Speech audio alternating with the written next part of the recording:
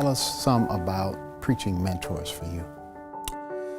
Well, first, I mentioned my grandfather, B.J. Miller Sr.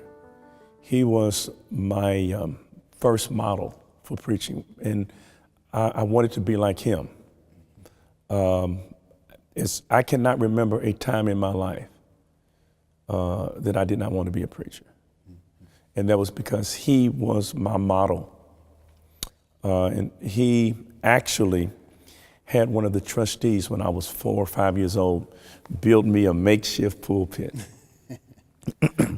And when I became pastor of St. Stephen's in 1979, the trustee who built that, was a carpenter, was still on the trustee board, a great man named Thomas Birch. But anyway, so he was my first mentor. It was because of his intellect and piety.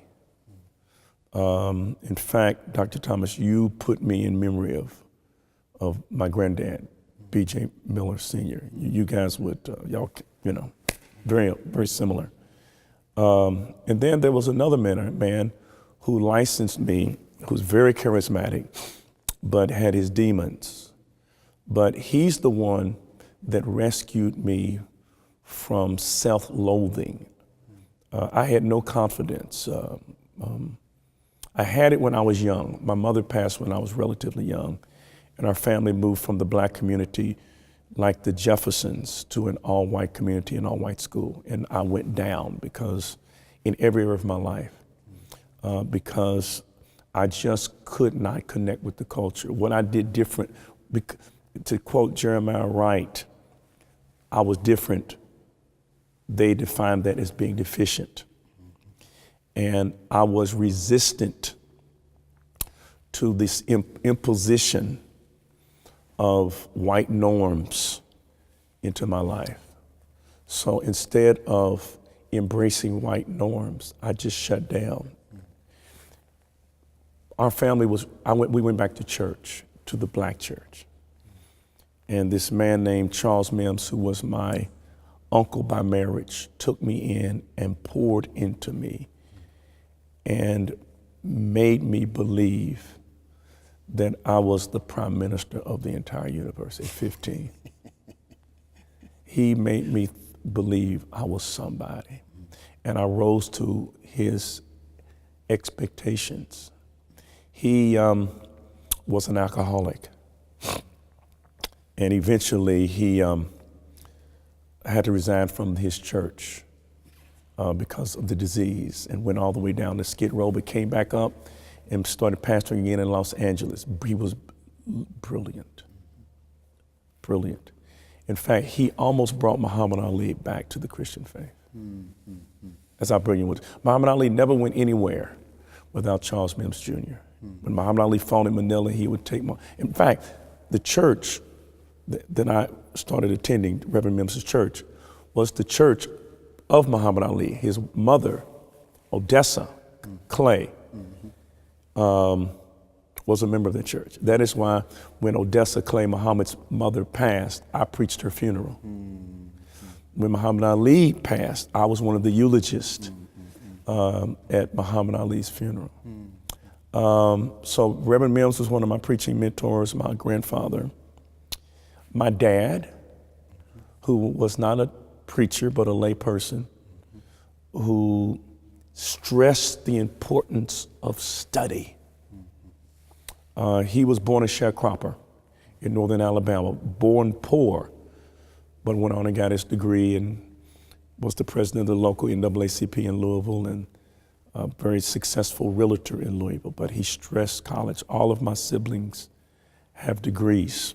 One is a lawyer, but one of my sisters, who is Pam, who is kind of out there. Everyone has a Pam. She's my heart. And but in spite of her issues, it was instilled in us the importance of getting your college education. So all of us have degrees. And so he would be one of my preaching mentors. And then in terms of people of national stature, it would have to be F.G. Sampson. F.G. Sampson, who pastored in Louisville. F.G. Sampson, Bill Jones, William Augustus Jones. I loved F.G. Sampson because of his style. I loved Bill Jones because of his sanctified arrogance. When I was doing my doctoral dissertation, I was telling Bill Jones what I was doing it on, and it was on the infusion of Afrocentrism into the black church. And Bill Jones, in his very deep voice, said to me, he said, Cosby, we called that nigritude when I was in school. And then he said, I didn't need nigritude because I never felt inferior to anyone. In fact, my problem was I felt superior to everybody. And that sanctified arrogance, always when I was around him, I loved it because that's what black people need.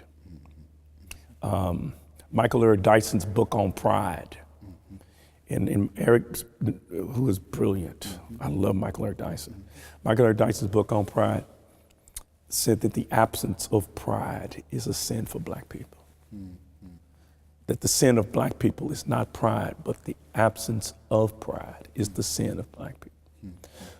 So Bill Jones, because of his sanctified arrogance, and then Mack King Carter, we were very, very, very close. And Dr. Carter, because of his theme of social justice and reparations for black people, I could hear him saying, that man, the only thing that the white church can give black people is some unpaid money. Unpaid money, that's Matt Carter. And then, of course, I loved the preaching of Jeremiah Wright. And I loved his preaching. So these were people who I took some of Mac's lettuce. I took some cucumbers from Jeremiah, some tomatoes from Samson, and some onions from some of the other people. And I took their ingredients and then I made my own tossed salad, which I think is what all of us do. We take something from everybody and we make our own tossed salad.